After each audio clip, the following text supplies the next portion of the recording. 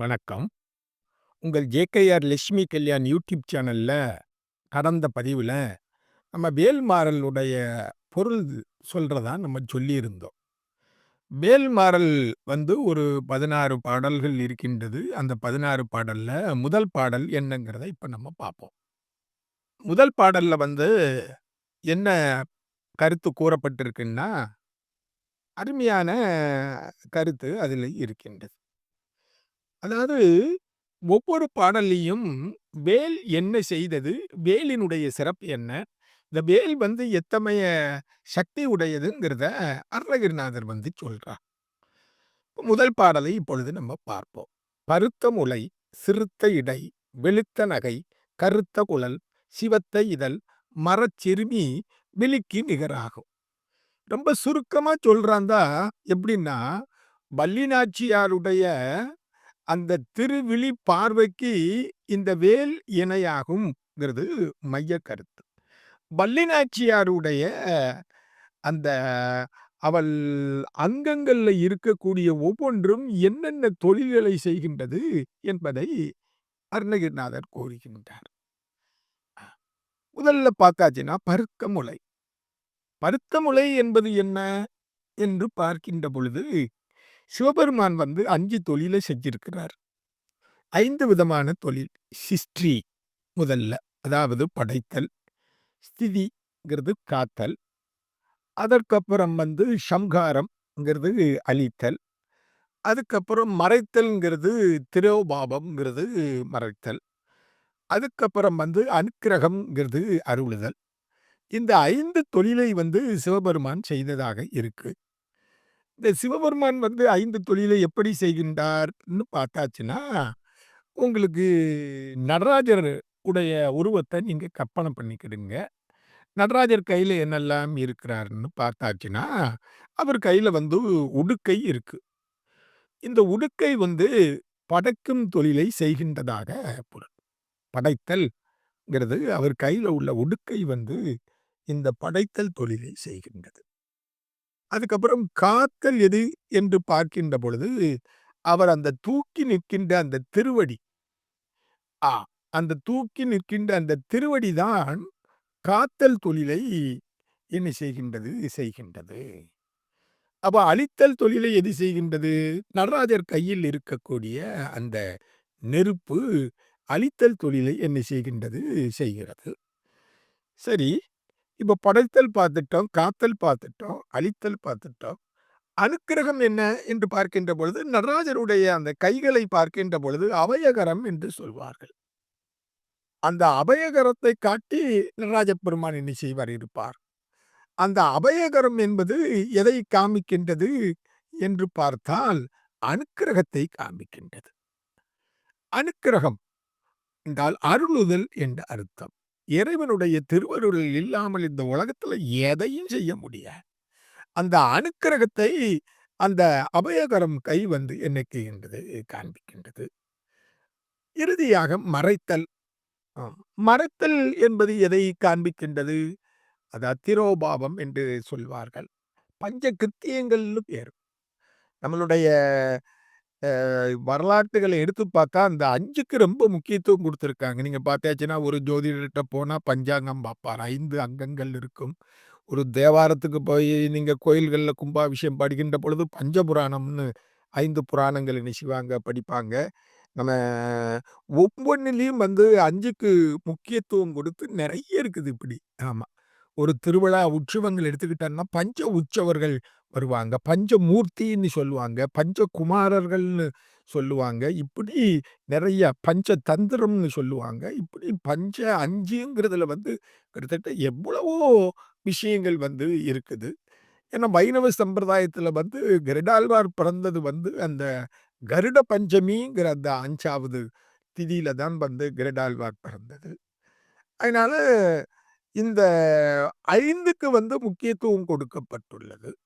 இப்ப சிவபெருமான் 5 தொழிலை செய்கின்றார். இந்த மறைத்தல் என்பது என்னன்னா, அவர் அந்த கீழ ஊனி இருக்கிறார்ல, அவருடைய திருவடி. ஆமா. அந்த திருவடி தான் இந்த உலகத்தில் நடக்கக்கூடிய அத்தனை செய்களையும் தன்னுடைய திருவடியிலே அவர் மறைத்து என்ன செய்கின்றார்? நடத்துகின்றார். ஏன்னா, இப்ப நாசா விண்கலம் வந்து உலகத்தினுடைய மையப்புள்ளி, பூமியினுடைய மையப்புள்ளி எது என்று கண்டறிந்த பொழுது, அது எங்கே இருக்குன்னு முதல்ல பார்த்திருக்கான். அது தமிழ்நாடுல இருக்கு. தமிழ்நாடுல எங்க இருக்கு அப்படின்னு பார்க்கின்ற பொழுது, அது சிதம்பரத்துல இருக்கு. சிதம்பரத்துல எங்க இருக்குன்னு பார்க்கின்ற போது, அது கோயில்ல இருக்கு.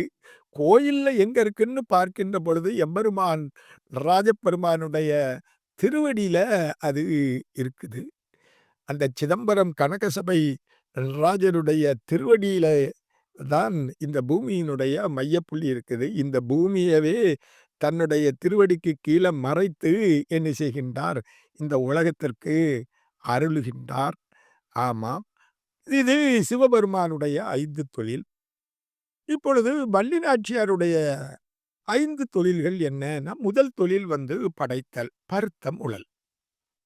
இந்த பருத்த முளை என்பது பற்றி பேசுகின்ற பொழுது வந்து, ஒரு அற்புதமான ஒரு தன்மை உடையது. காரணம், உலகத்தை உய்வதற்காக, உலகத்தில் உள்ள உயிர்களை வாழ்விப்பதற்காக, தன்னுடைய தனபாரங்களை அவள் பெரிதாக்கிக் கொண்டு, அத்தனை உயிர்களுக்கும் அமுதூட்டுவதற்காக தன்னுடைய தனபாரத்தை பெரிதாக்கிக் கொண்டாள் என்று சாஸ்திரம் சொல்கின்றது.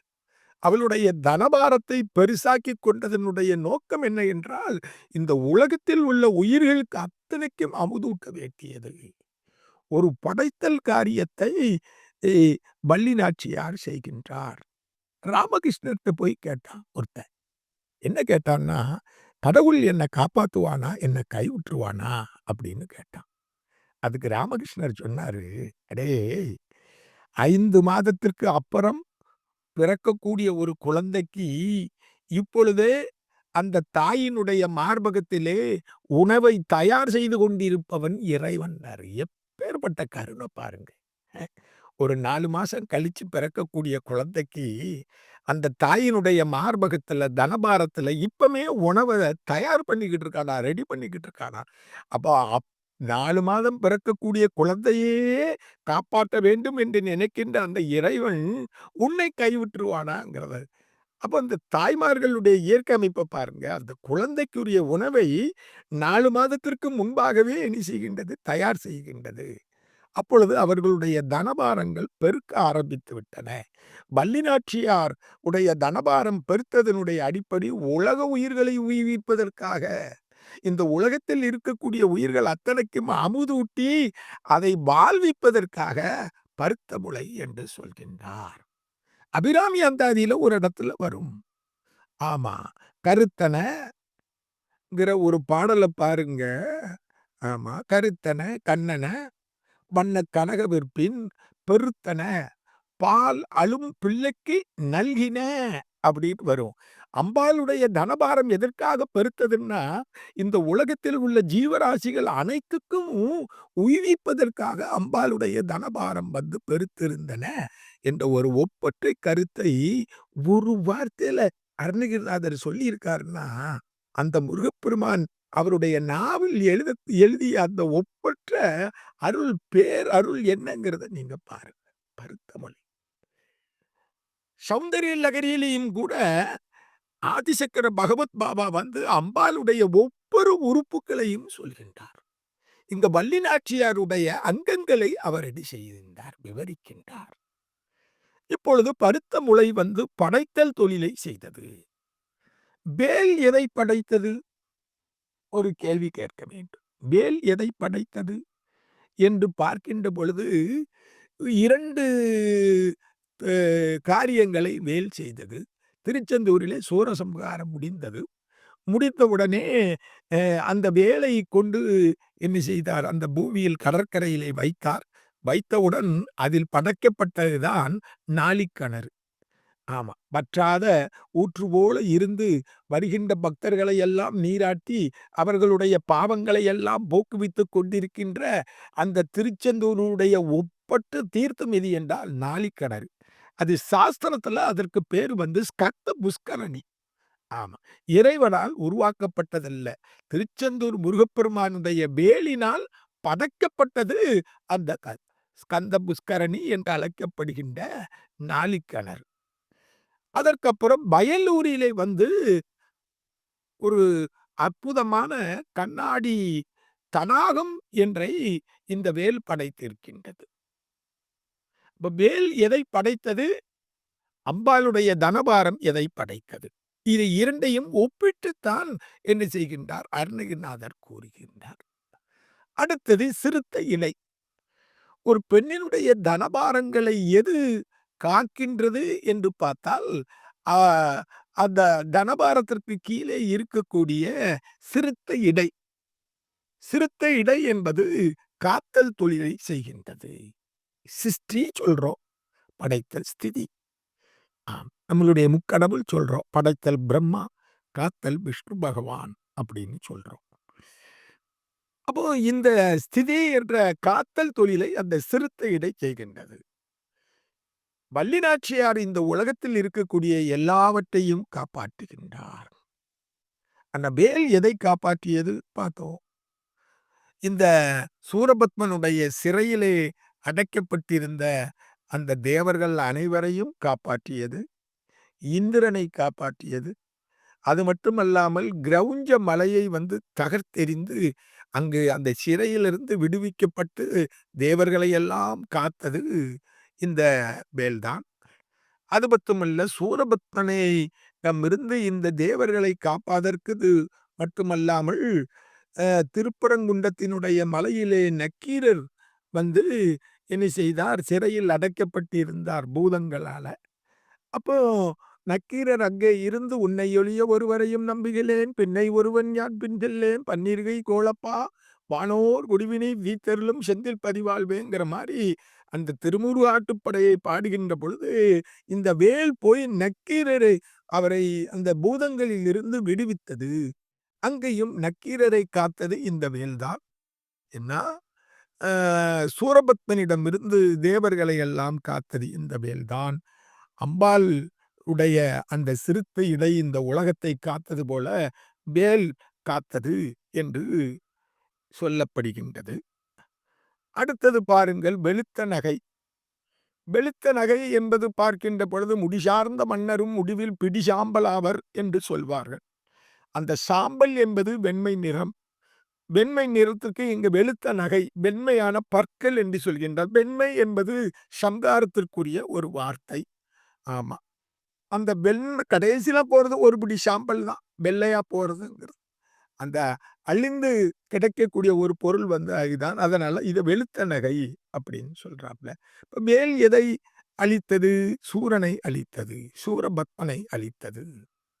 அது மட்டுமல்ல, முருக பக்தர்கள் எல்லாம், முருகனை வேண்டுவோர்கள் எல்லாம், முருகனுக்கு இதை நம்பி யாரெல்லாம் பயணத்தில் செல்கின்றார்களோ, ஆமா, அந்த அ பயணத்தின் போது துணையாக இருந்து அவர்களை எந்தெந்த தீய சக்திகள் அவர்களை நெருங்க விடாமல் அந்த வேல் வந்து அவர்களை அழித்தது. ஆமா. அதனால நம்ம எங்க போனாலும் வேலை நினைத்தால் போரும். வேல் எல்லாவற்றையும் என்ன செய்துவிடும்? அழித்துவிடும். அது வெளுத்த நகை. கருத்த குழல் என்றால் என்ன? பார்க்க வேண்டும். கருத்த குழல் என்பது மறைத்தல். இப்போ ஆகாயம் நீளமா இருக்கு. மேகம் மறைக்குது. ஆமா. அந்த மறைத்தல் என்பது என்ன என்று பார்க்கின்ற பொழுது, மேகம் கரிய மேகம் மறைத்தவுடன் அங்கிருந்து என்ன வருகின்றது? மழைப்பொழிவு வருகின்றது. அப்ப இதுல மறைத்தல் என்பது என்ன என்று பார்க்கின்ற பொழுது, நம்ம அஞ்ஞானத்தை நீக்கி நம் ஞானத்தை வெளிக்கொண்டு வருவது. அப்ப அஞ்ஞானத்தை நீக்கி ஞானத்தை கொண்டு வருவது முருகப்பெருமான் என்ன செய்தால்? பிரம்மனுடைய அஞ்ஞானத்தை நீக்கினார். ஓம் என்ற பிரணவ மந்திரத்தினுடைய உட்பொருள் அவனுக்கு தெரியல. அவனை சிறையில் அடைத்தார். சிறையில் அடைத்து அந்த ஓம் என்ற பிரணவ மந்திரத்தினுடைய உட்பொருளை வந்து சிவபெருமானுக்கே வந்து சுவாமி மலையிலே வந்து உபதேசித்தார். ஞான குருவாக இருந்து, தந்தைக்கு உபதேசித்த குருவாக இருந்து ஞான மொழியிலே என்ன செய்தார்? அதை உபதேசித்தார். அது கருத்த குழல். சிவத்த இதழ் என்பது அருளுதல் என்பது அர்த்தம். அருளுதல் என்றால் அனுக்கிரகம். சன்ஸ்கிரிட்ல யாருக்கு அருள் செய்தார்? இத்தகைய ஒரு வேல்மாறல் பாடலை தந்த வேல் வகுப்பு என்ற வேல்மாறல் பாடலை தந்த அருணகிரிநாதர் திருவண்ணாமலையிலே கோபுரத்திலே இருந்து கீழே விழுகின்ற பொழுது அவரை தாங்கி தன்னுடைய திருக்கையிலே வைத்த வேலினால் அவருடைய நாக்கிலே எழுதி முத்து முத்தாக பாடி என்று சொன்ன உடனே முத்தை திரு பக்தி திருநகை அத்திக்கிற சக்தி சரவண முத்துக்கொரு வித்துக்குருபரை என ஓதும் முக்கட்பரமற்கு சுருதியின் முப்பட்டது கற்பு திருவர முப்பத்து மூவர்க்கத்தமரர் மடிபேன பத்து தலை தத்தை கனதோட ஒற்றைக்கிரி மற்றை பொழுதர வட்டப்பகல் வட்டத்திகடியில் இரவாக என்று திருப்புகழையும் கந்தர் அலங்காரத்தையும் கந்தர் அனுபூதியையும் கந்தர் அந்தாதியையும் திருவகுப்பையும் தந்த அருணகிரிநாதருக்கு அருளினாரே. இந்த 5 தொழில்களை செய்த வள்ளி நாச்சியாருடைய திருவலிக்கு ஒப்பாக இந்த வேல் என்ன செய்கின்றது கருதப்படுகின்றது. இந்த வேலும் வள்ளி நாச்சியாரும் விழியும் ஒன்றுதான். நீங்கள் வேலை வழங்கினாலும் வள்ளி நாச்சியாரை வணங்கினாலும் ஒன்றுதான் என்பதுதான் இந்த முதல் பாடலினுடைய பொருள். என்னால் ஓரளவுக்கு இந்த வேல்மாறலுடைய முதல் பாடலுக்கு பொருள் சொல்லி இருக்கிறேன். வழக்கம் போல எங்க ஜேகேஆர் லட்சுமி கல்யாண் யூடியூப் சேனலை சப்ஸ்கிரைப் பண்ணுங்க, பெல் பட்டனை அமுக்குங்க. முழுவதும் இதை கேளுங்கள். என்னால் முயன்ற லெவலுக்கு இதற்கு நான் பொருள் கூறுகிறேன். அதை கேட்டு எல்லாம் உள்ள முருகப்பெருமானுடைய அருளை பெற வேண்டும் என்று சொல்லி இந்த அளவிலே விடைபெறுகிறேன். நன்றி, வணக்கம்.